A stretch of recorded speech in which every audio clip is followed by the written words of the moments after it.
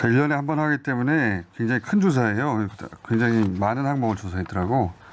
자, 근데 이제 대통령 신뢰도가 나왔는데 15년 전이니까 이제 문재인, 박근혜, 이명박의 데이터가 있는 거죠. 네, 현직 데이터가. 대통령 네. 신뢰도를 물어보거든요, 매번. 현직에 있을 때 매년 이제 신뢰도를 물어보는데 이명박 대통령은 2009년부터 있고 박근혜 대통령은 다 있고 문재인 대통령은 다 있고 윤 대통령은 이제 첫 해 이제 물어본 거예요. 예, 물어봤더니 윤 대통령이 3.6이라는 수치가 나왔어요. 3.6이라는 수치는 어떻게 읽어야 되는 거예요? 네, 그러니까 10점 만점인데요. 10점 만점에. 네, 0점에서 4점까지가 불신 구간, 5점이 보통, 6에서 10점이 신뢰 구간이라고 할 수 있는데 아하. 이제 그렇게 하면 불신에 들어간다 정도는 감이 오잖아요. 네. 근데 이게 얼마나 낮은 숫자인지를 그렇지. 좀 알려면 지난 15년치 데이터랑 비교해 보면 제일 예, 좋습니다. 그럼 지난 15년 동안 대통령들이 현직에 있을 때 윤석열 대통령이 이번에 기록한 3.62보다 낮은 적이 있었냐? 그렇죠. 없다는 거 아니에요, 지금? 예, 역대 최저를 기록했다라는 점에서 사실 저희도 조사 결과를 받아들고 깜짝 놀랐었는데 뿐만 아니라 보통 대통령 신뢰도라고 하는 게 지지율과 비슷한 궤를 띠기 때문에 첫 해에 가장 높습니다. 물론 약간의 반등이 있는 때도 있는데요. 그런데 첫 해 지지율이 모든 대통령의 첫 해 지지율뿐만이 아니라 마지막 해 신뢰도보다 낮거든요. 모든 이게 대통령의 사실 마지막 신뢰도보다 낮다. 네, 이명박 대통령이 2012년 마지막 임기에 3.95점이었고요. 박근혜 대통령은 안타깝게도 마지막 2017년 신뢰도 조사가 없습니다. 그래서 16년이 3.91점, 문재인 대통령이 4.59점인데 다 임기 마지막 해 신뢰도보다 윤석열 대통령의 임기 첫 해 신뢰도가 더 낮다.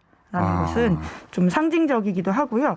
윤 대통령으로서는 앞으로 남은 임기를 위해서라도 이 숫자가 의미하는 바를 좀 잘 읽어야 된다라고 하는 것이 있습니다. 그래서 저희가 좀 주요 행보에 대한 신뢰도를 더 자세하게 물어봤거든요. 네. 그걸 보면 사실 조금 더 점수가 좋지 않다 이런 것들을 볼 수 있는데요. 물어본 이제 행보의 구체적 내용을 보면 도어 스태핑에 대한 신뢰도도 묻고 용산 이전, 경찰국 신설, 장관 대통령실 인사, 당내 이준석 대표의 갈등, 부인 김건희 씨와 관련된 주변 관리 다 이 대통령 본인의 신뢰도보다 더 낮아요.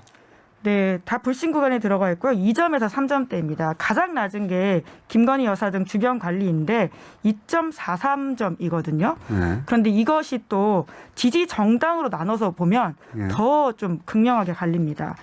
민주당 지지자 같은 경우에는 0.64점이고요. 0점대네요. 아, 예. 예. 그러니까 사실상 신뢰를 거의 보내지 않고 있다 이렇게 볼 수 있고 물론 이제 국민의힘 지지자도 4.86이기 때문에 넘지 불신 않아요. 구간에 들어가 있다라고 볼 수 그러네요. 있습니다. 이거는 제가 보기에는 민주당 지지층이 0.64보다 국민의힘 지지층 4.8이 더 문제라고 봅니다. 지지층도 절반 이하가 신뢰하지 않는다는 거잖아요.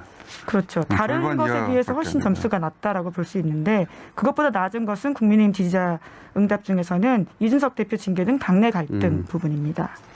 이건 뭐 지지층은 불안할 수밖에 없는 이슈가 되기하니까. 근데 부인 김건희 씨 관련해서는 국민의힘 지지층 절반도 신뢰하지 않고 있다. 네, 게다가 무당층의 불신도 높은 편인데 2.0이거든요. 이 정도면 평균보다 더 낮습니다. 무당층. 예.